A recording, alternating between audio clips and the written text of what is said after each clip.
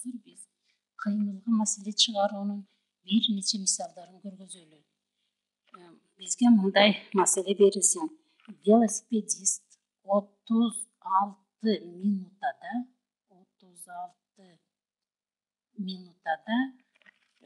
7,5 километр жол жүрсө 2,5 саатта канча километр жол басат деген маселени чыгарып көрөлү.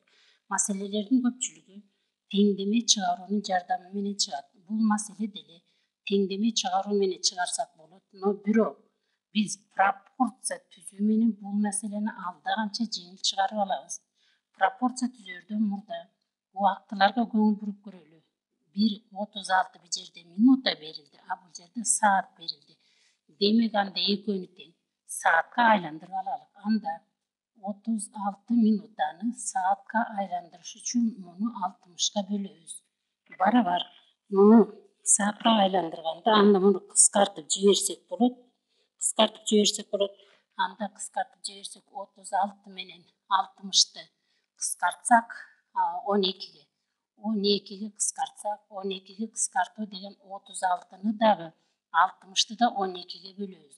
60-ты 12ге бөлсөк 5тен, 36-ны 12ге бөлсөк 3төн. Башкача айтканда 12ге кыскарттык.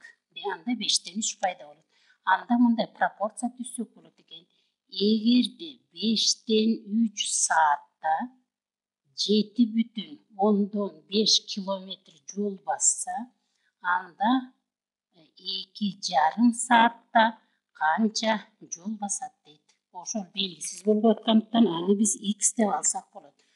Бул жерде анда 2 ондук бөлчөк түрүндө болуп атат. 2,15 бүтүн 7,15. Анда 5тен 3'tü ондук бөлчөккө айландырсак 3'tü 5ке бөлөбүз. Анда 0,6'нын 7,5ке болгон катышы барабар болот 2,5'тин x'ке болгон катышы.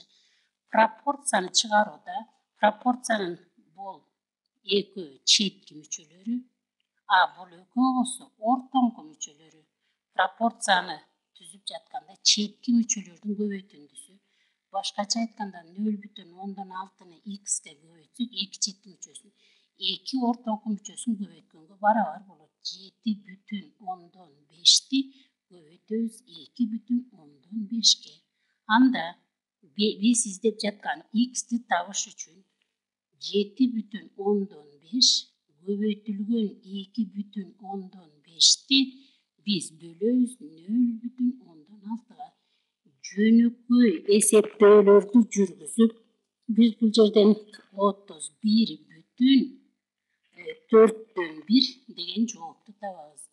Башкача айтканда а дегенде экөөнү көбөйтүп, анан 0,1ге бөлсөк 31,4. Ошентип 2,5 саатта велосипедист 31,4 километр жол басат экен. Бул маселени өзүңөр көрдүңөр. Теңдеме түзбөстөн эле пропорция түзүү менен чыгардык. Дагы бир экинчи маселени карап көрөлү. Экинчи маселебиз велосипедистке жана жөө кишиге арналган болсун. Аралыгы 62 километр болгон эки пункттан бир эле убакытта бирин бир көздөй велосипедист, мына көрүп турасыңар, жана жөө киши чыгышты. Алар жолугушканда жөө кишинин баскан жолду биз дайыма физикада дагы математикада да S менен белгилейбиз. Муну түшүнүктүү оңой болсун үчүн S-жол деп ойлоп, велосипедисттин баскан жолунун S-вел деп коелу. Велосипедисттин баскан жолунун 20'дан 1 бөлүгүн түзгөндүгү билинди. Эгерде велосипедисттин ылдамдыгы жөө кишинин ылдамдыгынан 4,5 километр саатка чоң болсо,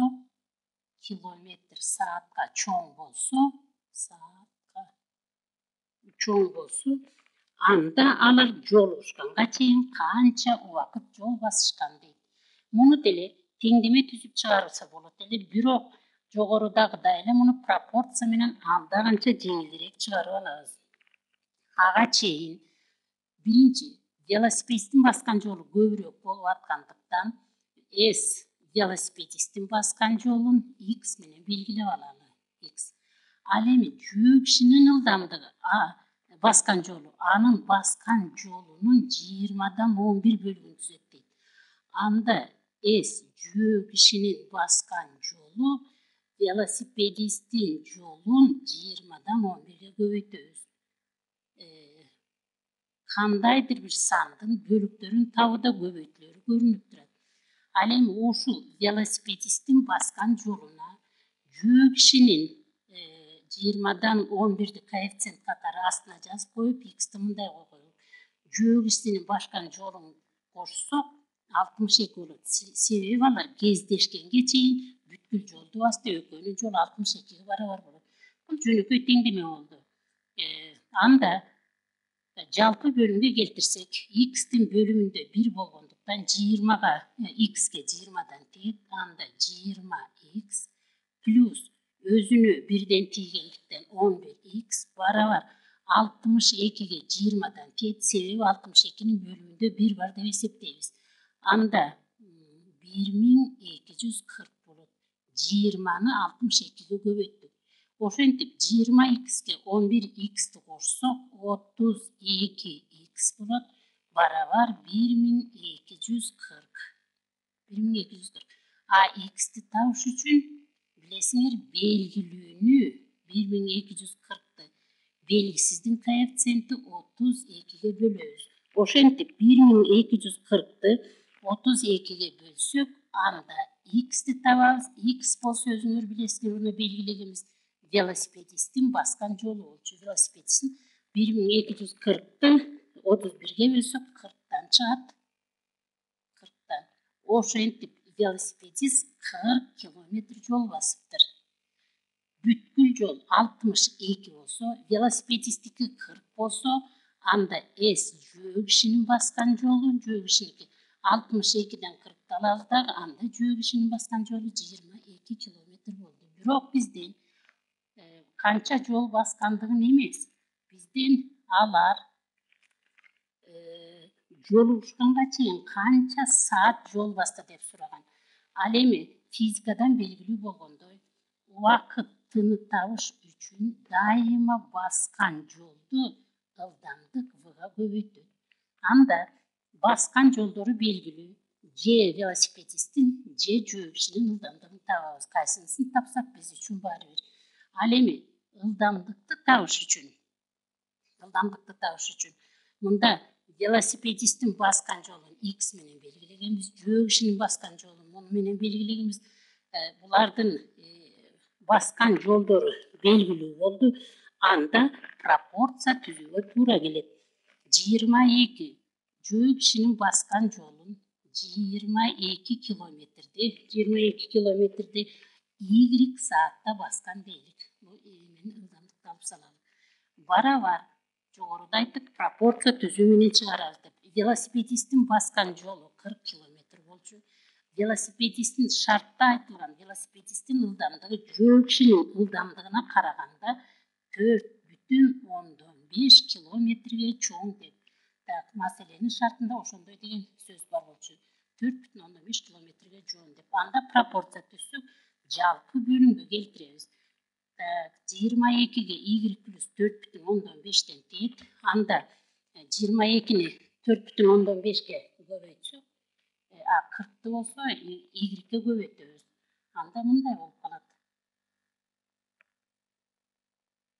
Анда 22'ни Y-ге көбөйтсөк, 22Y плюс 22'ни 4,5'ке көбөйтсөк, 22'ни 4,5'ке көбөйтсөк 99 болот. Барабар 40Y. Барабар 40Y.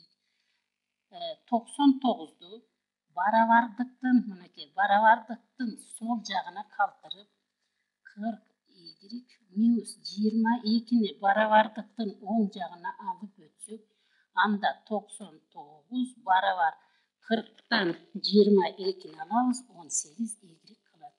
18 y baravar, anda 99'du 18'ge bölөбүз. Ошентип y baravar 5,5 çıktı. Y менен biz ылдамдыкты белгилегенбиз. Biz anda y бул жөө кишинин ылдамдыгы болчу. Анда v жөө кишинин ылдамдыгы дейли, бул 5,5'ke baravar болду. Жогоруда айтылгандай, убакыттыны мына жерде жазганбыз, убакытты табыш үчүн жолду ылдамдыкка бөлөт деп. Жөө кишинин баскан жолу 22 километр болчу. Анда 22 километрди 5,5'ke bölөбүз. Жолду убакытка бөлөбүз. Ошондо 4 чыгат. Жообу экөө кезиккенге чейин 4 saat жол басышкан болот. Велосипедист дагы, жөө киши дагы.